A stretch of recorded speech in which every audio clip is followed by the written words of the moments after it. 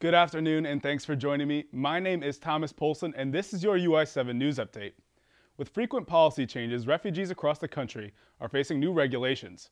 Champaign-Urbana is no different and actually has a large refugee population of its own. I was able to head over to the University YMCA to find out how groups like Amnesty International are working towards helping refugees in their settlement and what the community can do. Amnesty International, a human rights group with chapters across the country, is showing us that something as simple as cookies and tea can unite people for a good cause. Tuesday evening, students and local residents came together in support of a cause that is becoming more and more important in the Champaign-Urbana community, refugees. With a constantly growing population of refugees in the area, Amnesty International member Domingo Casanova hopes to raise awareness of the cause and make a change in the community. Right now, as you've just seen, is our I Welcome campaign.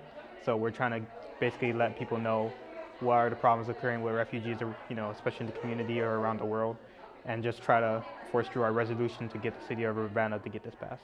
Though the U.S. is still the country with the most refugees in the world, recent executive actions have decreased the number that are annually accepted. Amanda Watson, a speaker at the event, says that these developments are concerning.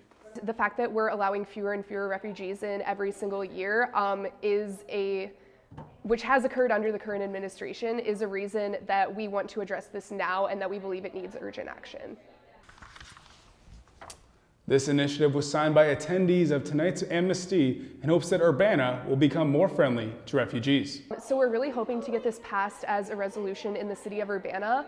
Last semester, some of our members lobbied in Springfield in order to get a gun control bill passed, and that bill was actually passed, I believe, in January. And so this is just an example of how effective this can be. If the resolution is passed, Urbana has the possibility of becoming the first non-major U.S. city with an active welcome resolution to take in refugees.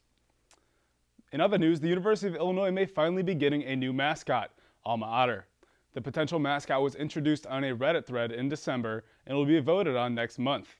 Illinois student government passed a referendum 24-1, with 4 abstaining on Wednesday night, adding a question to the ballot asking students if they approve of Alma Otter as an official symbol of the university. Champ, a World War I doughboy, is also being considered as a future mascot for the university. After over 8 years of serving up food and adult beverages in downtown Champaign, Distill Restaurant and Brew Works has found a new home.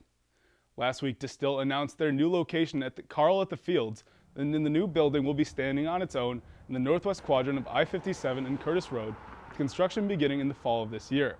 Distill General Manager Justin Kelly thinks it's an exciting move for the franchise.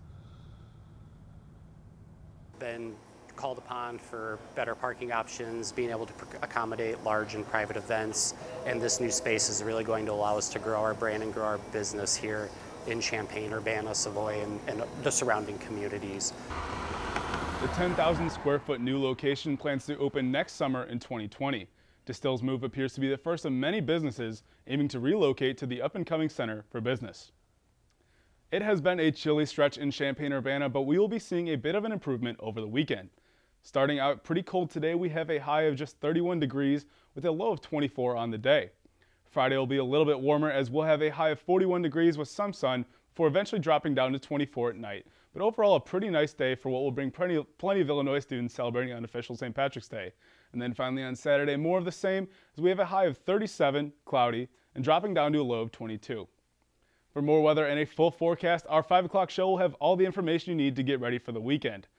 And as we said, unofficial St. Patrick's Day is here, so we have a few tips for you to be safe. Just make sure you drink responsibly, never drink and drive, eat regularly, drink your water, know your limits and pace yourself. There's countless alternatives to alcohol, and major key, look out for each other. For more UI7 news, make sure to like us on Facebook, follow us on Twitter, or check out our YouTube page for all of the latest stories. That is all for this news update, and your next one will be with Ariel Majeski coming up at about 2:30. Don't forget a full half hour of UI7 news at 5, the latest stories in our extended weather forecast. For UI7 News, I'm Thomas Polcyn. See you then.